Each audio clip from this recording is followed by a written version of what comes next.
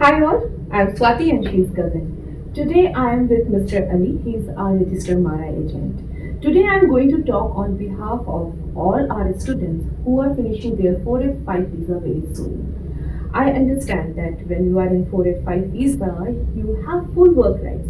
And most of the students wants to continue with full work rights even after finishing their 485 visa.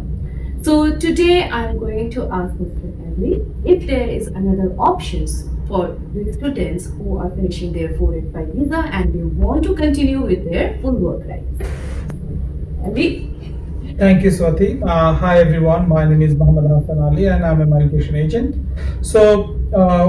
When the international student comes to Australia, they finish their study, they go on a 485 visa, as you said, and they start working full time. And during that time, they want to apply for a permanent residency visa, or if they cannot apply for it, they want to continue their full time work, right? So they may few options. In that case, they can apply for a 407 trainee visa. If the employer wants to sponsor them, they can apply for a 482 visa. So there are a few options they may have, depend on their situation. Because most of the students maybe they have applied for their EOI or they are waiting for to complete their points. So yeah, definitely. Right. So what is 407 visa? So the 407 visa is a trainee visa. So if someone working for their employer and if their employer wants to sponsor them on a trainee visa, then the requirement to apply for this is very easy.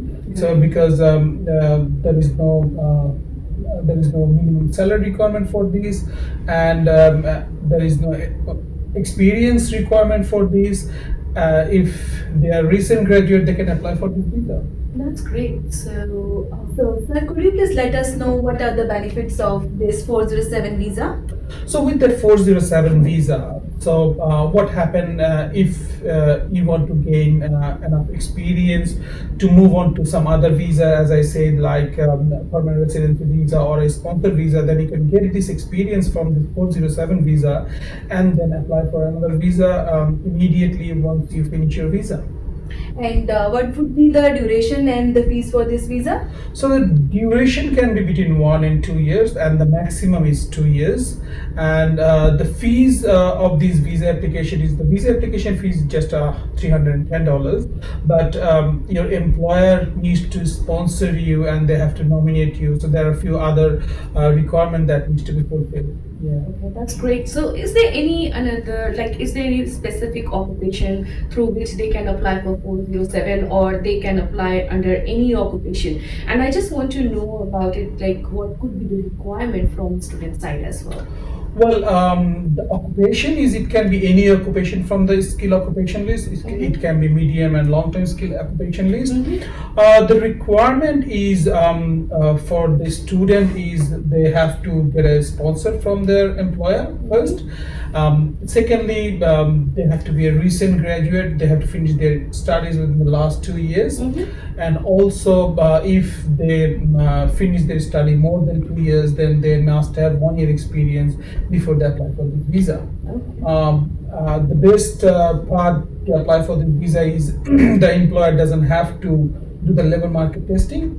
So they don't have to show that they have actually want to employ someone from Australia first, and then they will sponsor them. So which is the best part in this application? Okay, so according to you, the employer doesn't need anyone. Like it's not the requirement that they should hire Australian citizens or permanent resident. They can hire the students as well. Because it is a trainee visa, right? So they don't have to prove that I want to sponsor someone or I want to employ someone who is an Australian citizen and permanent resident, because it's not that full occupation. It is a trainee occupation. That's why the government did not put any restriction that they have to first look for an Australian first and then they will employ the international student. Right. Is there any provision we can extend this 407 visa after finishing the time frame? No, once they get this visa, Right. obviously the maximum is 2 years. Right. After that, they can obviously, if the employer gives them the opportunity, Mhm. then they can go on a 482 visa, which is employer-sponsored visa as well. Mhm. And depend on their occupation, it can be 2 years or 4 years, but that's a different pathway. That's great. So when they have option to hire like Australian PR and citizens, so why they would prefer to hire another passport holders? See, as I said, because there is no labor market testing requirement, but in Australia, this sponsorship application, the concept is if you can't find an employee in Australia locally, then you employ the overseas student or you bring an employee from overseas. So that's why, and in Australia, there is always a requirement for that employee to work for the Australian employer to fulfill that gap. So that's why people always look for the skilled worker. And once you get this trainee visa, and if the employer still needs the employment, then they can sponsor that person on a 482 visa, which is obviously good.